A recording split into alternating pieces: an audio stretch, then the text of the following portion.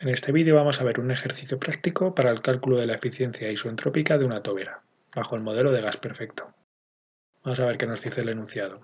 Nos dice, tenemos un flujo de argón que entra en una tobera a 2,77 bares, 1300 Kelvin y 10 metros por segundo, y que sale a 1 bar y 900 Kelvin.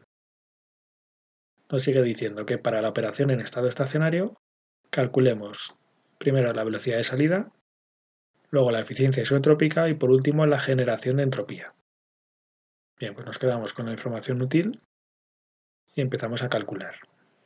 Lo primero es la velocidad de salida, para lo cual vamos a plantear un balance de potencia.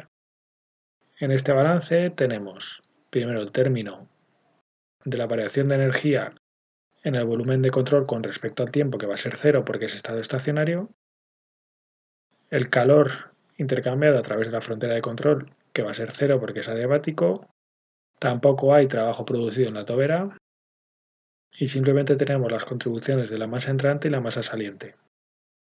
En este caso, no vamos a despreciar la contribución de la energía cinética, porque precisamente lo que nos interesa calcular es la velocidad. Esta es la velocidad de entrada al cuadrado dividido por 2, término cinético, y esta es la velocidad de salida dividido por 2 del término cinético. Bien, pues despejamos la velocidad de salida, que nos queda como un medio de 2 por la diferencia de entalpías más la velocidad de entrada al cuadrado. Suponiendo gas perfecto, podemos calcular el delta de H como C sub P por delta de T, quedándonos esta segunda expresión. Bien, de aquí conocemos todo menos C sub P. Para calcular C sub P, como sabemos que el argón es monoatómico, podemos coger que el C sub P molar va a ser 5 medios de la constante de los gases ideales, es decir, 20,785 kilojulios partido kilomol Kelvin. Para pasarlo a C sub P másico, simplemente dividimos por la masa molecular del argón. Y ahora finalmente pues sustituimos y operamos. Hay que tener cuidado con las unidades en este caso y recordar que 1 kilojulio son 1000 kilogramos por metro cuadrado partido segundo cuadrado. Así pues, la velocidad de salida de la tobera serán 645,31 metros partido por segundo. En el segundo apartado nos pedían calcular la eficiencia isoentrópica. Para una tobera esto se define como el cociente entre la energía cinética real y la energía cinética máxima que podría haber en un proceso isoentrópico. Simplemente sustituyendo nos queda el cociente de la velocidad real elevada al cuadrado dividido por la velocidad en un proceso isoentrópico elevada al cuadrado.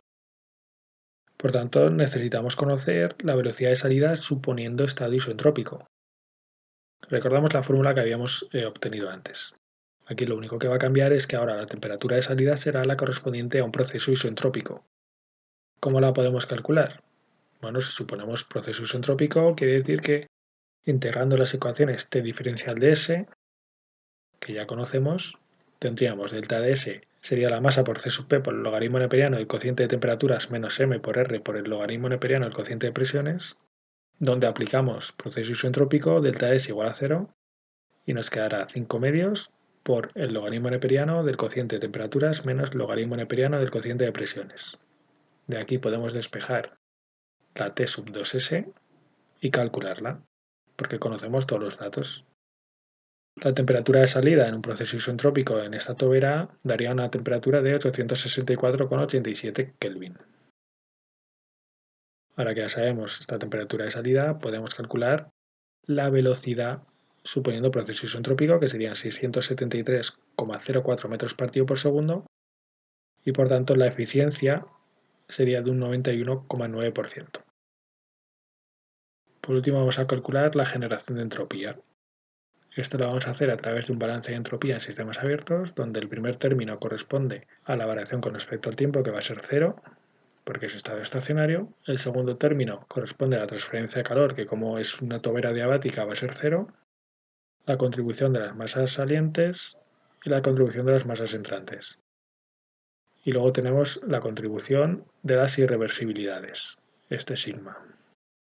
Bien, pues despejamos sigma, lo ponemos por unidad de masa y tenemos simplemente que es igual a delta de S. Este delta de S ya lo conocemos, que se saca de integrar las ecuaciones de diferencial de S, Y tenemos C sub P por logaritmo neperiano del cociente de temperaturas menos R por el logaritmo neperiano del cociente de presiones. Esto es válido para el caso de gas perfecto.